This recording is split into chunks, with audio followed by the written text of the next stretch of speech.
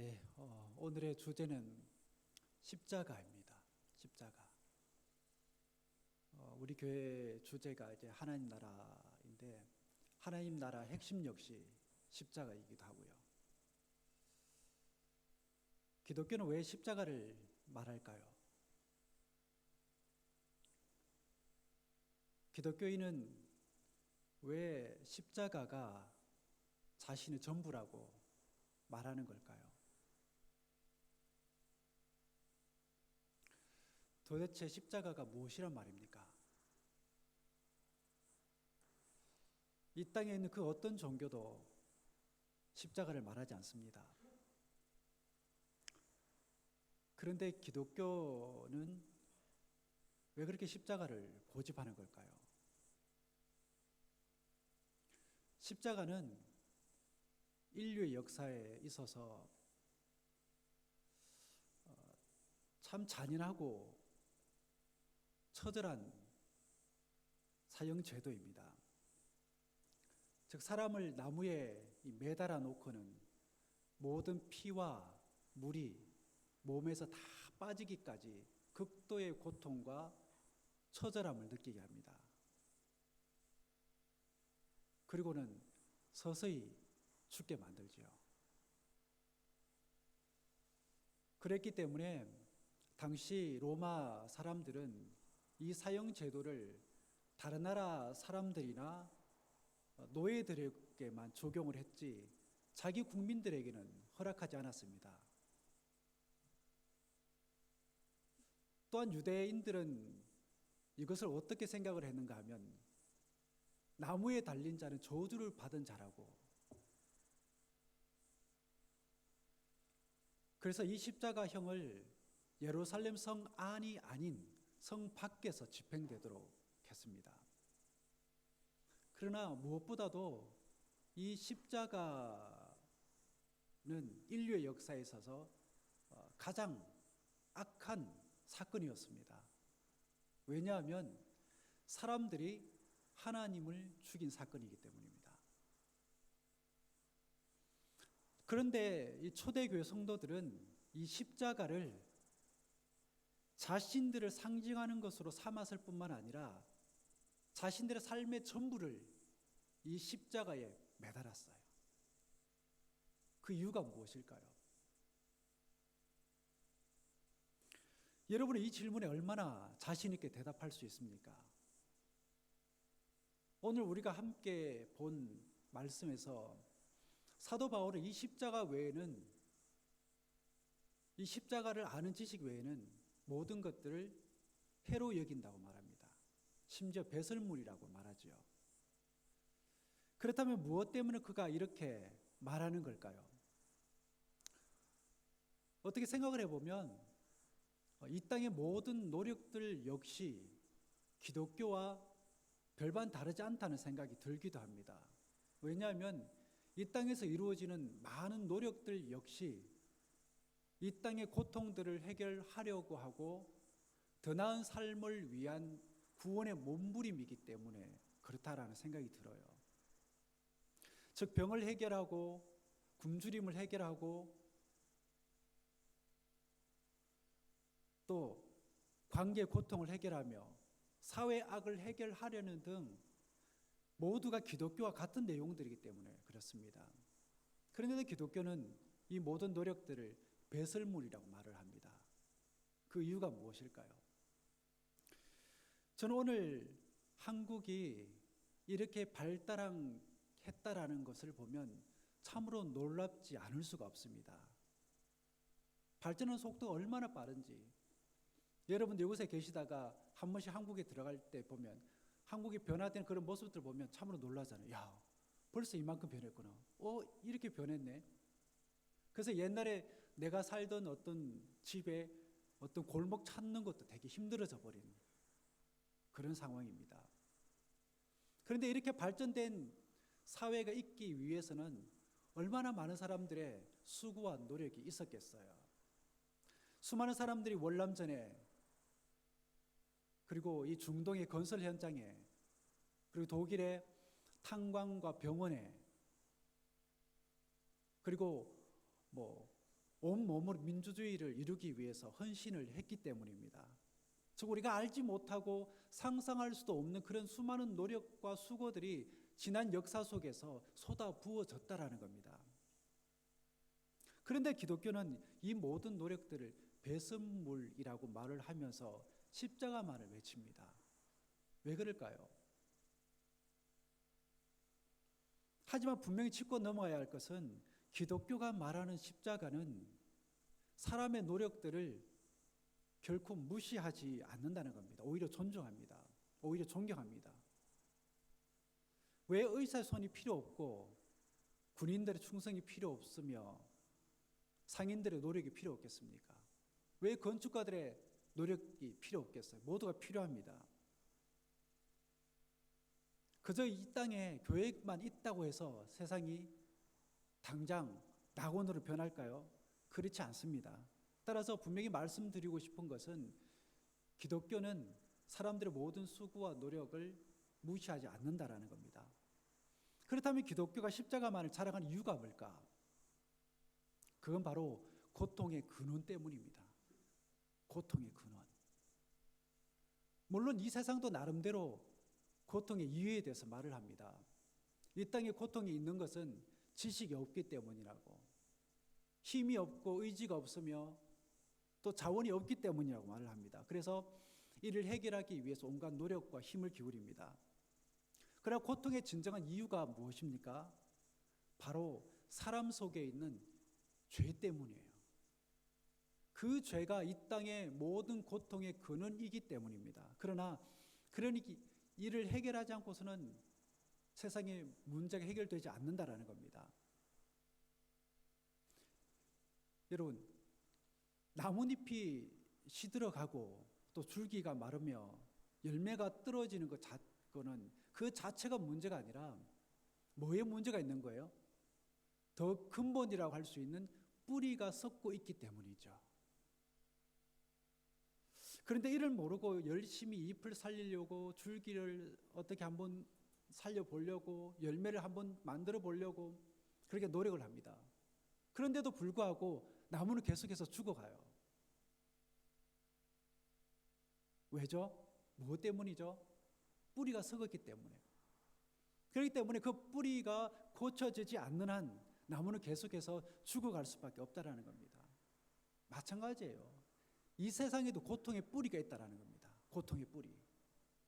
그 고통의 뿌리가 해결되지 않고서는 아무리 우리 눈에 보이는 그 겉의 문제만 해결한다고 해서 그 근본적인 문제는 해결되지 않는다라는 겁니다. 오히려 더 위험하죠. 종종 이런 이야기를 듣습니다. 병원에 갔더니 의사가 하는 말이 좀 더 빨리 왔으면 얼마나 좋았겠습니까? 좀 더 빨리 와서 병의 원인을 좀 더 빨리 해결했더라면 쉽게 치료할 수 있었을 텐데. 즉 병이 발생하는 원인 그 근본을 무시한 채 그냥 눈에 보이는 것만 계속해서 치료하다 보니 이제는 손 쓸 수 없을 지경까지 되고 말았다라는 겁니다. 저와 여러분은 수천 년 전에 이 땅에 살던 사람들과는 비교도 할 수 없을 정도의 발전된 사회에서 살고 있어요. 그 옛날 가인과 아벨 역시 수천 년 전에 이 땅에 살던 사람들이었습니다. 그런데 그들 간에 있었던 그 이야기를 들을 때면 왜 그들의 이야기가 우리의 이야기로 들리는 걸까요? 형이 동생을 시기해서 죽이는 건 오늘날도 여전히 일어나는 일입니다. 그리고 이번에는 동생 야곱이 형 에서를 시기합니다. 왜 형만 축복권을 갖느냐고 말이죠. 그래서 그들 간에 뺏고 뺏기는 일이 발생하고 죽이고 싶은 감정이 생겨났던 겁니다. 이러한 일들은 여전히 오늘날에도 일어나는 일들입니다. 그렇다면 오늘날 우리가 사는 이 세상에서 우리가 누리고 있는 이 문명의 혜택들은 무엇을 의미할까요? 문명이 발달한 만큼 사람의 근본도 해결이 된 것일까요? 죽이고 싶은 마음, 속이는 마음, 미워하는 마음, 그 마음들이 해결이 된 겁니까? 아닙니다. 오늘날 우리가 사는 이 세상의 모든 면들은 그 옛날보다 월등하게 좋아졌음에도 불구하고 정말 그런 우리 마음속에 있는 그런 악한 마음은 여전히 사라지지 않고 있습니다. 오히려 더 많이 생겨나고 있다는 생각이 드는 거예요. 하루도 예외 없이 신문에 게재되고 있는 이런 악한 일들이 일어나는 건 아직도 시간이 더 필요해서 그런 걸까요? 아닙니다. 이런 모든 것들은 우리 속의 고통의 근원이 해결되지 않았기 때문이에요. 오늘 사는 우리 모두 역시 그 옛날 이 땅에 살던 사람들이 겪었던 그 외로움의 고통이라는 걸 여전히 겪고 있고, 삶의 허무함과 죽음의 고통을 겪으면서 지금 살고 있습니다. 그뿐만 아니라 온갖 거짓과 탐욕과 음욕이 우리 속에서 꿈틀거리고 있어요. 이 모두가 죄 때문에 생겨난 고통들입니다. 성경은 말합니다. 죄는 우리로 하여금 자신이 생명의 주인이라고 속이고 우리 속에서 악한 것들을 막 만들어내게 한 후에 파멸로 몰아간다고 말이죠. 이제 앞에서 제가 한 질문에 대해 답하고자 합니다. 십자가가 무엇입니까? 왜 십자가일까요? 십자가는 죄에 대한 하나님의 응답입니다. 기독교가 십자가를 외치는 것은 사람의 모든 노력을 무시하기 위해서가 아니라 오히려 그 수고를, 그 노력들을 영광스럽게 만들기 위해서입니다. 우리의 모든 노력과 수고는 죄에 물들어 있습니다. 그래서 우리의 수고가 좌절되기도 하고 악한 것으로 이용되기도 하고 때로는 사람을 해치는 일에 사용되기도 한다는 겁니다. 죄가 은밀히 역사하기 때문에 그런 일들이 발생한다는 거예요. 하지만 우리의 수고가 죄에서 벗어나게 된다면 그 수고는 영광스러운 모습을 가지게 될 것입니다. 바울이 사람의 이 모든 수고를 일컬어서 배설물이라고 말하는 이유를 여러분들 이제는 이해하시겠습니까? 사람의 그런 노력들이 결코 뭐의 문제를 해결할 수 없기 때문에 죄의 문제를 해결할 수 없기 때문인 거예요. 최초로 다이너마이트를 발명한 스웨덴의 과학자 누구죠? 누굽니까? 노벨, 그죠? 역시 선별된 인물들이 나온 것 같습니다. 노벨이잖아요, 노벨. 그가 이 발명품으로 말미암아 떼돈을 벌죠. 그 세계적인 부자가 됩니다. 하지만 그만큼 비난도 많이 받았어요. 왜냐하면 자신이 발명한 그 다이너마이트로 인해서 수많은 사람들을 죽이는데 이용이 되었기 때문인 거예요. 그러다 어느 날 그에게 큰 충격을 준 한 사건이 발생을 합니다. 그가 프랑스를 여행하고 있던 동안에 이 호텔 로비에서 자신에 관한 신문 기사를 보게 됩니다. 그런데 그건 다름 아닌 자신의 사망 기사였어요. 노벨이 죽었다 하는 사망 기사. 그런데 그에게 더 크게 충격을 준 게 뭐냐면 그 기사의 제목이었어요. 그 기사의 제목이 뭐냐면 죽음의 사업가, 인류의 파괴자, 노벨이 죽다. 자기가 그렇게 나쁜 의도로 개발한 게 아니었는데 이게 이렇게 악용이 되어서 자신이 죽음을 부르는 사자, 그리고 인류를 파괴하는 사람이라는 닉네임이 붙은 걸 보고는 절망한 거죠. 그래서 그는 이 일로 인해서 깊은 절망과 고민에 빠지게 됩니다. 그리고 마침내 결단을 하게 되죠. 비록 자신의 발명품이 전쟁에 악용되고 있기는 하지만 그것으로 인해 생겨나는 모든 재산은 이제부터 인류의 평화를 위해서 쓰겠다 하는 결단을 하게 됩니다. 그래서 생겨난 상이 뭡니까? 노벨상인 거예요. 이에 반해 십자가는 죄에 대한 하나님의 반응입니다. 즉 이 땅에 생겨나는 모든 고통의 근원인 죄에 대한 하나님의 응답이었다는 겁니다. 이 죄라는 놈이 우리 속에서 꿈틀거리면서 악한 것들을 만들어내고 모든 것들을 죽음으로 몰아갔지만 사람은 이에 대해서 아무것도 할 수 없었다는 거예요. 그 어떤 지식이나 능력으로도 감당해낼 수가 없었어요. 왜냐하면 죄는 영적인 세력이기 때문에. 하지만 하나님이 무엇을 통해서? 십자가를 통해서 죄된 사람의 근본을 영광의 근본으로 바꾸셨다라는 겁니다. 사람의 모든 수고와 노력을 영광스러운 결과로 바꾸셨다라는 거예요. 마지막으로 십자가는 하나님과 우리의 관계를 말해주는 확증입니다. 우리 모두는 하나님의 자녀요, 하나님은 우리의 참된 아버지, 부모라는 거예요. 그 증거가 뭐라고요? 십자가라는 겁니다. 여기서 우리는 하나님이 십자가에 달리신 이유를 알게 되는 겁니다. 그건 우리가 하나님의 자녀이기 때문이라는 겁니다. 앞에서 말씀드린 것처럼 생명이 죄로 말미암아 고통을 당할 때 우리는 아무것도 할 수 없었습니다. 왜냐하면 죄는 우리의 힘을 넘어서는 영적인 세력이기 때문입니다. 그렇기 때문에 사람이 그 어떤 힘과 능력으로도 그 영적인 세력을 감당해낼 수 없었어요. 아무리 우리가 지식을 많이 쌓는다 할지라도, 세련된 어떤 법을 만들어 놓고 그것을 잘 지킨다 하더라도 이 세력을 이길 수 없어요. 억만금의 돈을 써도 이길 수 없습니다. 따라서 그 누군가의 도움이 반드시 필요하다라는 거예요.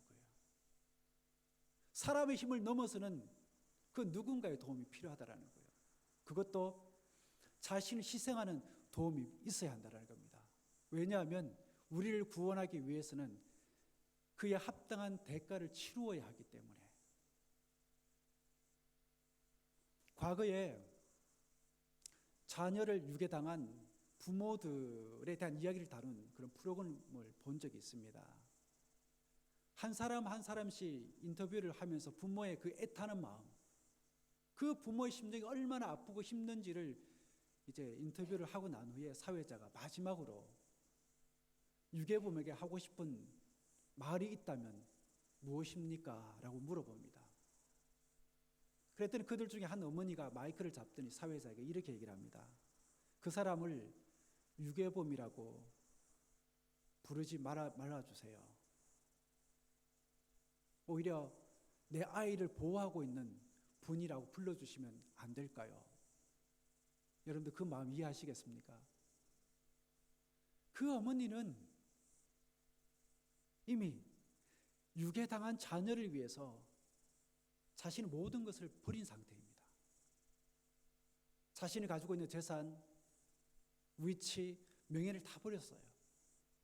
하지만 이 어머니의 말에서 우리는 그것보다 더 낮아진 마음을 느낄 수가 있습니다. 왜 이렇게 낮아져야 했을까요? 아이 때문입니다. 자신의 생명보다도 더 소중하고 아까운 내 아이의 생명이 그 손에 달려있기 때문인 거예요. 하나님이 십자가를 지신 이유가 무엇입니까? 그건 우리 모두의 생명을 유괴하고 있는 죄 때문입니다. 그 죄에서 우리를 구원하기 위해서인 거예요. 그래서 예수님이 십자가에 홀로 달려서 모든 고초와 그런 모욕들을 당하신 거예요. 벌거벗음의 수치와 날카로운 창과 칼에 찔림을 당하셨고 조롱과 부끄러움도 당하셨습니다. 그 이유가 무엇이라고요? 저와 여러분이 하나님의 자녀이기 때문에, 우리 모두가 그분의 자녀이기 때문에 그 숱한 수치와 조롱을 당하는 걸 마다하지 않았다라는 겁니다. 그런 십자가였기에 초대교회 성도들은 그 십자가를 자신의 십자가로 삼기를 마다하지 않았다라는 겁니다. 그리고는 그 십자가의 길을 걸어갔던 거예요. 로마인들에게는 혐오의 대상이고 유대인들에게는 저주의 대상이며 도덕적인 사람들에게는 걸림돌이 되는 그 십자가를 그들은 자기의 십자가로 삼은 겁니다. 그리고는 당당하게 그 십자가를 졌습니다. 이 십자가가 어떤 십자가인지를 잘 알았기 때문입니다. 이렇게 우리가 십자가를 짊어지고 갈 때 죄의 역사는 무너지기 시작합니다. 우리 속에 있는 죄의 역사, 우리 밖에 있는 죄의 역사 모두가 무너지기 시작하는 거예요. 십자가를 우리가 짊어지고 가면 갈수록 죄의 역사는 무너지는 것입니다. 이것이 이 땅의 고통의 근원인 근원을 해결하는 유일한 길입니다. 그리고 우리의 모든 수고가 참으로 영광스럽게 만드는 길인 것입니다. 그러기에 성도는 어떤 사람들이냐? 영광스러운 사람들인 거예요. 왜냐하면 주님의 십자가를 아는 사람들이기 때문에. 성도는 참으로 존귀한 자들입니다. 왜냐하면 십자가의 사명을 맡은 자들이기 때문에. 성도는 참으로 축복받은 사람들입니다. 왜냐하면 십자가의 능력을 가졌기 때문입니다. 여러분들이 너무나 잘 아시는 윤동주 시인이 십자가라는 시를 지었는데, 이 윤동주의 십자가를 제가 읽어드리면서 오늘 설교를 마무리하고자 합니다. 쫓아오던 햇빛인데 지금 교회당 꼭대기 십자가에 걸렸습니다. 첨탑이 저렇게도 높은데 어떻게 올라갈 수 있을까요? 종소리도 들려오지 않는데 휘파람이나 불며 서성거리다가 괴로웠던 사나이, 행복한 예수 그리스도에게처럼 십자가가 허락된다면 모가지를 들이우고 꽃처럼 피어나는 피를 어두워가는 하늘 밑에 조용히 흘리겠습니다. 여러분, 이 윤동주의 시를 여러분들 마음속에 한번 곱씹어 보시면서 이 식구가 우리에게 전해주는 내용이 무엇인지, 그 식구의 내용들이 예수님 달리신 그 십자가와 어떻게 매칭되는지, 그리고 이 마지막 시의 마지막 끝자락에서 그가 결단하는 내용이 무엇인지 고민하면서 그 결단이 바로 우리 모두의 결단이 되기를 축복합니다. 기도하겠습니다. 사도 바울이 외쳤던 십자가, 그 십자가를 우리도 외칠 수 있기를 원합니다. 그가 살아오면서 그렇게도 소중하게 여겼던 그 모든 것들을 배설물로 여기고 이제는 오직 십자가와 그 십자가에 달리신 예수 그리스도만을 자랑하고 그 안에서 발견되어지기를 소망했던 바울처럼 우리도 그런 마음으로 이 땅을 살아가게 하옵소서. 그 안에서 예수와 함께 죽고 예수와 함께 다시 사는 능력을 경험하게 하옵소서. 또한 그 능력으로 우리에게 맡겨진 사명의 길을 끝까지 가게 하옵소서. 예수 그리스도 이름으로 기도드립니다.